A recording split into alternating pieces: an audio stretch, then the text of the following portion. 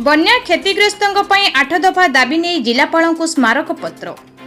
जाजपुर जिलार बन्या क्षतिग्रस्त लोकों दुर्दशा दूर करने और तुरंत रिलीफ जोगाई देवा दाबी रे युव भारत कृषक संघ पक्षर जिलापाल को एक 8 दफा संबलित स्मारक पत्र प्रदान करा जायछि। संघर राज्य सभापति प्रभाकर नायकों नेतृत्व में एक प्रतिनिधि मंडली जिलापाल को भेटी बन्या परिस्थिति रे लोकों मौलिक आवश्यकता पूरण निमंते तुरंत पदक्षेप नेबाकू दाबी करथिले। सुखिला और रंधा खाद्य जोगाण, पानीय जल, वस्त्र, असुस्थ लोकों पई औषध और चिकित्सा, मशारी, पॉलिथिन एवं पशुमानक पई गोखाद्य जोगाण अंतर्भुक्त रहिछि। बन्या परवर्ती समय रे रोग व्याधि और खाद्य अभावर आशंका थिबारु प्रभावित अंचल गुड़िकरे नियमित रिलीफ बंटन सह चिकित्सा और पानीय जल व्यवस्था को गुरुत्व देबाकू संघ पक्षरु दाबी करा जायछि।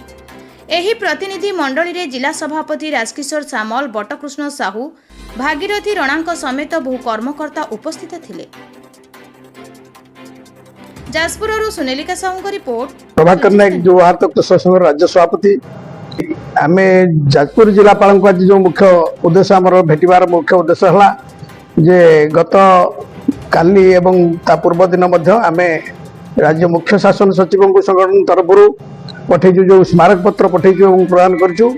से स्मारक पत्र रे जो 6टी जिला आमर राज्यर प्रभावित होती भर जाजपुर जिला बहुत परिमाण रे बन्या द्वारा प्रभावित होती। लगाण वर्षा चाषी मानकर सब उजुड़ी जाइए। से संक्रांत में आम 8 दफा दाबी नहीं राज्य जिलापाल दफ्तर को आसलु स्मारक प्रदान कलु। से दाबी भितर मुख्य दाबी रही जे बन्यांचल में एभली अवस्था सृष्टि होती जहाँकि बन्ना करिया बड़ कष्ट। बरी, दशरथपुर एक रसुलपुर किसी धर्मशाला प्लस कोरेई ये सब ब्लॉक बहु पंचायत शताधिक पंचायत ए चाषी माने खाली चाषी नुह साधारण लोक प्रभावित होती। प्रभावित माने सीरियसली प्रभावित होती। गोरुंक पई खाद्य नाही। बहुत लोक जोटा बर्तमान प्रचार होची आमे सुखला खाद्य दउचु, रंधा खाद्य दउचु, से केवल माने विशेष प्रभाव पकेने एवं सेना प्रचार धर्मी अछि।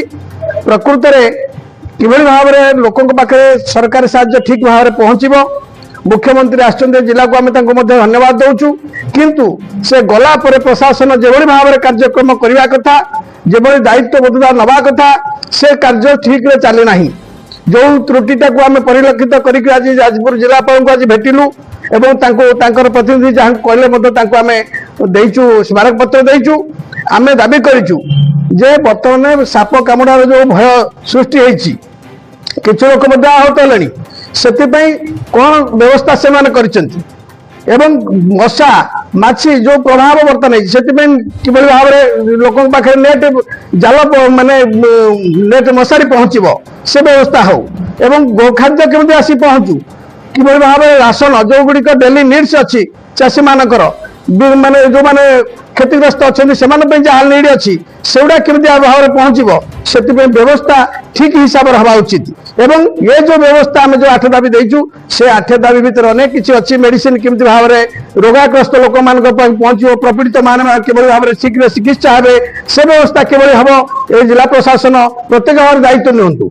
किंतु लोकों छाड़ी देकरी से दायित्व निजे बसी जाता ठीक हो नहीं। से आम चाहूँ एटा बाछ विचार मुक्त हो कौन से राजनैतिक बाछ विचार भीतर कार्य न हो। समस्ते आमर समस्त प्रपीड़ित किसी बर्तमान परिस्थिति रे किसी राजनीति नहीं बा कौन से समर्थन देखा आवश्यक नहीं। ये हूँ आमर दाबी। आ परवर्ती मुहूर्त में जदि किसी न हुए आम निश्चित भाव में पदक्षेप नेबू संगठन तरफ। ये हूँ आमर युवा भारत